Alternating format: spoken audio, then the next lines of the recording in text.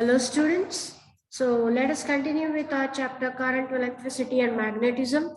We are again going to revise what is magnetic effect of electric current. Here we can take an activity where we can make a circuit with a bulb in it and with a battery and a key also and connect it to a compass. You can see that the position of magnetic needle, take a bar, if we bar magnet near it, the magnetic needle is going to deflect. The bulb will light up and you will realize that the current has started flowing through the circuit. If battery is connected, key is there, we have joined it, bulb is glowing, and in between if a magnetic needle is fitted, in that case magnetism can be observed there.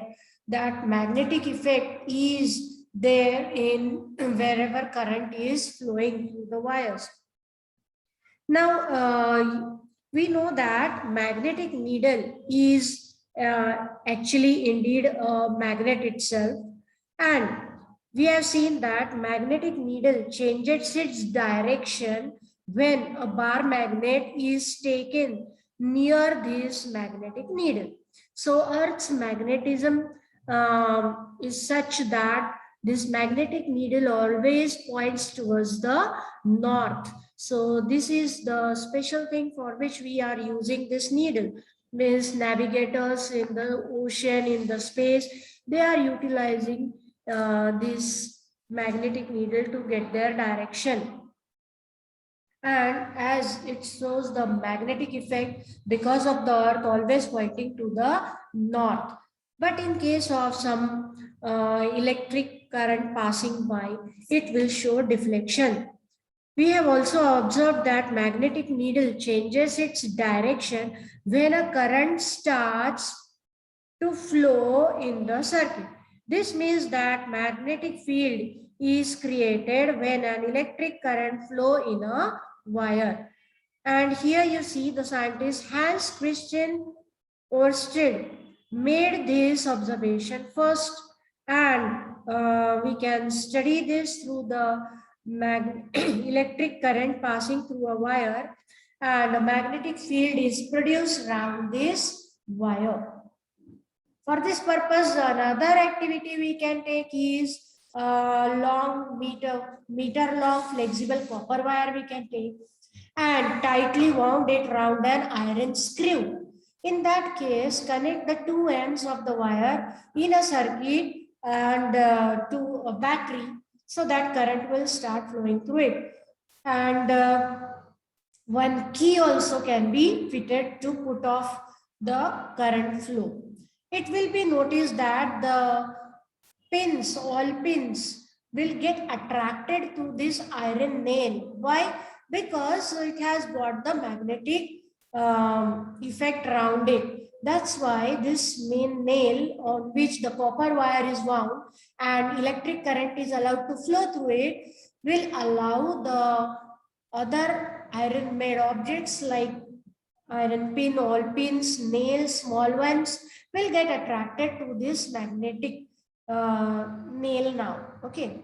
So when the electric current flow in the wire, magnetism is produced in the coil around the screw.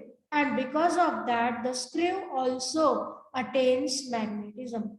As soon as the current is stopped, this magnetism vanishes. The system of coil and screw is called as electromagnet. It has now become an electromagnet. You can try this at home also. You can take a big screw or a big iron nail around which you can wound it with a copper wire, and two ends of the wire can be fitted to a battery. You will find that after some time this nail will start working as a magnet. It starts pulling iron objects towards it. Electromagnets are used to produce strong magnetic field wherever necessary in big industries and factories, useful even in scientific research also. And this technique is actually utilized in making your electric bell. Everyone is having a bell. We just press the button and bell starts ringing, and we come to know that there is a guest at the door. So many of us must have seen the simple electric doorbell from within. I don't know if you all have seen or not. Or if we open it, just like postmortem, open and see what is inside this simple electric bell, we find that uh, other than this big bell, what all things are there inside. We see that there is an electromagnet inside, and the working of the bell is actually dependent upon this electromagnet. The copper wire is wound round an iron piece. You can see here, copper wire is wound around these iron rods, and we have tried to make it a electromagnet. A contact screw is in touch with the strip. The electric circuit is connected as shown in this circuit. You can see the battery is there, positive and negative terminal. Then a key is also there. And these electromagnets are connected that way along with the connecting screw here. Okay. Now, at the same time, the contact screw loses the contact with the strip, and the current in the circuits will stop.